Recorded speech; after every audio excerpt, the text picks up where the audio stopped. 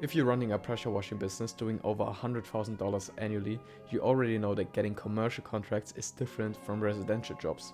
Today, I show you exactly how successful companies are using email to land $10,000 or more commercial contracts consistently. So first of all, here's why you should listen, right? We've worked with numerous pressure washing companies across North America, helping them generate over 30 qualified commercial leads every month like clockwork.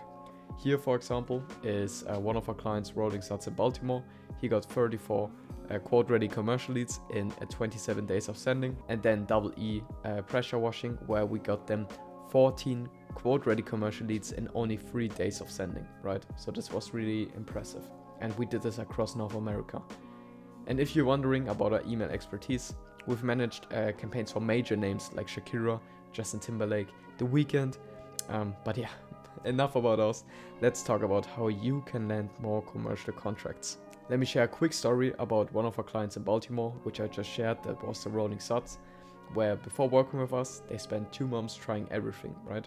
Cold calling, generic emails, hiring marketing agencies to manage their Facebook ads and all of that stuff, buying leads on Angies, basically everything, you name it.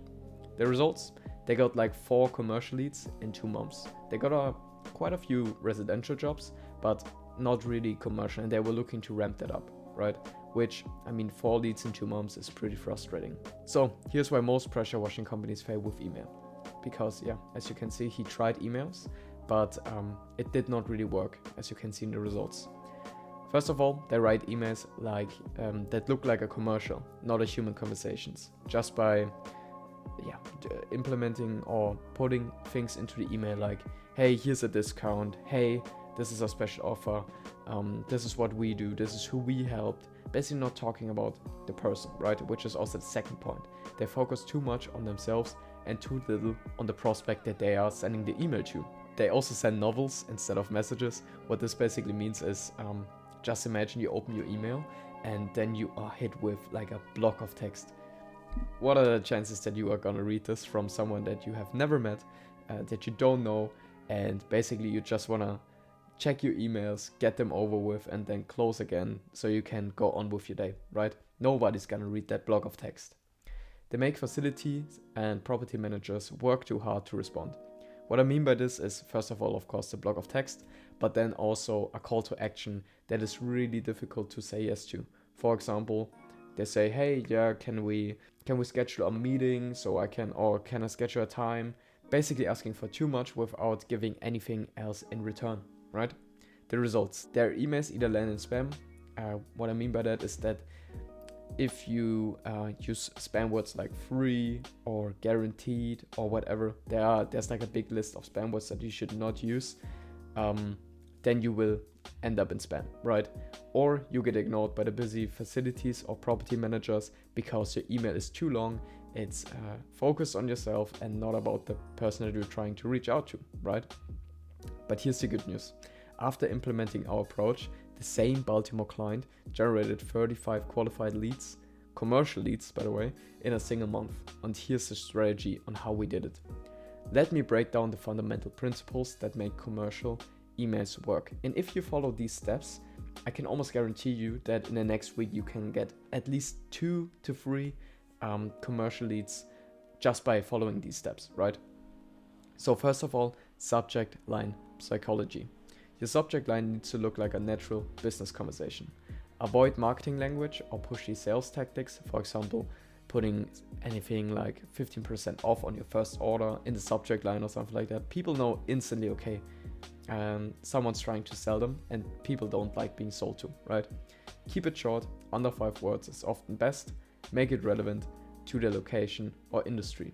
The whole point of the subject line is to sell the open of the email. So just make it look like someone internally, or maybe even a customer wrote the email, right? So for example, restaurant cleaned or Baltimore cleaned, right? Just, it's really simple. Don't overcomplicate it. Make it look like someone from the team or a customer wrote the email. Then opening line principles. Start with something that creates a natural context, avoid lengthy introductions, make it easy for the reader to understand on why you're reaching out, and then create subtle urgency without being too pushy. So what I mean by this is the subject line opens or sells the open of the email, and the opening line should sell them on reading the whole email, right? So you basically say something that piques their interest enough for them to want to learn more, right? For example, I drove past your restaurant yesterday and was wondering if you'd like to get a pressure washing quote for the parking spots. I'm reaching out because I saw a Google review talking about some mold on the sidewalk. If I read this and I'm the owner of this restaurant, I'm gonna think, okay, what is going on here? Let me read this whole email. Could be just me, but that's what we have seen working across the board as well. Value proposition framework. So also really important. Focus on the specific industry challenges, highlight a specific measurable benefit, address their main business concern, for example, minimizing downtime, and then keep it concise. So facility managers actually read it because they are really busy, right? Example, I'm working with a few restaurants in the area to help them clean their buildings for guests and staff, all while they're closed to avoid downtimes. This is really, really good because all of the people are frustrated when a pressure washing company basically does their job while the business is operating. Nobody wants that. People want to have it clean, but don't want it to be like a disturbance to their daily operations. So if you can say something like this, you immediately stick out, right? And this is also for relevancy because, I mean, you say, yeah, we work with other restaurants, which is always great if they see, okay, they work with similar businesses or similar buildings. And then also saying that you help clean the buildings for guests and staff, which also just shows, okay, he knows exactly, or you know exactly why these people want to pressure wash. It's not because they really want a clean building for themselves. It's always for someone else, right? Guests or staff. And then also call to action psychology. I touched on this a little bit, but really, if you follow these bullet points, you're good to go. Make it easy to say yes. Ask for a simple next step. Avoid complicated scheduling tools in the first contact, and make responding feel low commitment. For example, would you be against getting a quote when I'm back in the area? They can easily say yes to that, right? If they are looking for a pressure washing quote, then they don't need to do anything. They don't need to go on any website, fill out anything. You basically offer to go there, give them a quote, and yeah, that's all that's needed from them. So why would they say basically no to this if they are in need of pressure washing? Important note, don't just copy these examples. Come up with your own creative ideas. The point is to come up with your own script to make sure it's still working 2 months from now. If this script, a lot of people start using the same script, then it obviously becomes less effective. Next step is finding the right contact. How you do this is first define your service area. Let's say you are in Baltimore, you have a 60-mile radius around Baltimore, so you define that service area first. And then research which job titles make decisions about pressure washing. Most of the time that's building managers, property managers, facility managers, realtors, maintenance managers, all of these kind of people, right? Then you use Apollo to find the right people. What this basically means is you go to apollo.io. This is, by the way, the domain, and insert your service area and then also the job titles that you're looking for. Once you have that, you can go ahead and scrape Apollo and get the leads, right? And then verify you're reaching decision makers and not gatekeepers. This is basically the great thing about cold email. You don't really have gatekeepers because if you reach out to an email, I mean, it's very rare that someone supervises the emails of like the decision maker. This is really good. Timing and follow-up principles. Study your market to find out optimal sending times. What this means is people basically tend to really read the first email that is in the inbox, and the further you go down, the less likely it is that they read your message. So it's really wise, or it's a good decision to look at, okay, when are the people most active on the emails, so I can send right at that time. Position your email to land where people are most likely to read them, just what I said.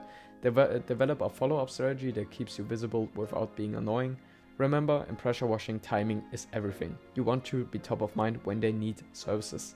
So it's a really good idea to reach out in the spring, then in the fall, beginning of summer, Winter time can be a bit slower, but yeah, we actually got like these amazing results with 35 qualified commercial leads in November, December. So yeah, might be wise to actually reach out during that time as well. And then implementation. So how do you go about and set everything up? Apollo for contact discovery, I basically made a video as well, or in all of my videos are showcases on how you can use Apollo. That's why I won't go into detail in here. Same for Outscraper. Outscraper basically gives you the leads from Google Maps, like restaurants and everything, and Apollo gives you leads like property managers, facility managers, all of that stuff. Smart Lead or Instantly for sending campaigns. This is where you upload your list of leads that you get from Apollo and Outscraper, upload your email script that you have just written based on the principles that I gave you here, and Smart Lead or Instantly automatically send these emails at the right time. Email infrastructure properly set up with DKIM, SPF, and DMARC. Really important so you don't end up in spam. So, scaling tips. Automate your outreach with the right tools, which is basically Smart Lead or Instantly. Set up proper email authentication to avoid spam folders, which is basically this here. And then test and optimize your sequences. That's what we do basically on a weekly basis. We look at all of our client campaigns and then see, okay, which ones have been the best.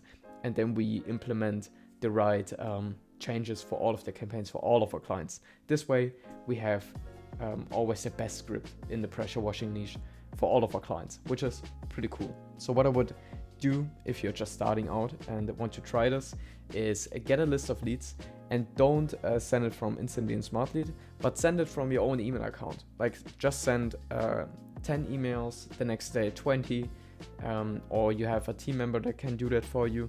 Basically send 50 emails and you will see this works like a charm. And then once you see results, you can automate the whole process. Okay, so where do you go from here? Now you know the exact process that's helping all of our clients land 30 plus qualified commercial leads every month. But knowing the process and implementing it is, it's a different story. If you'd like help implementing this system into your pressure washing business, here's exactly what we can do for you, right?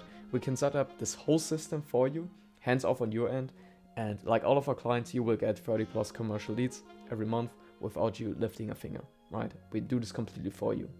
You can save $49,889 per year on hiring a salesperson. That's what an average SDR costs per year. And you can grow predictably, building crews and keep them busy because you have a constant flow of leads. So if you'd like to learn more, feel free to book a call with us using the link in the description, and we can discuss any questions you might have there. Be aware that we can only take on one company in your service area, so make sure to claim it if you're looking for more commercial leads. So if you are in Baltimore, maybe we don't have this client anymore, so still feel free to reach out. But yeah, we usually only work with one client per service area, so all of the leads are exclusive to you and your business. Thank you very much for watching, and I will see you in the next video. Cheers.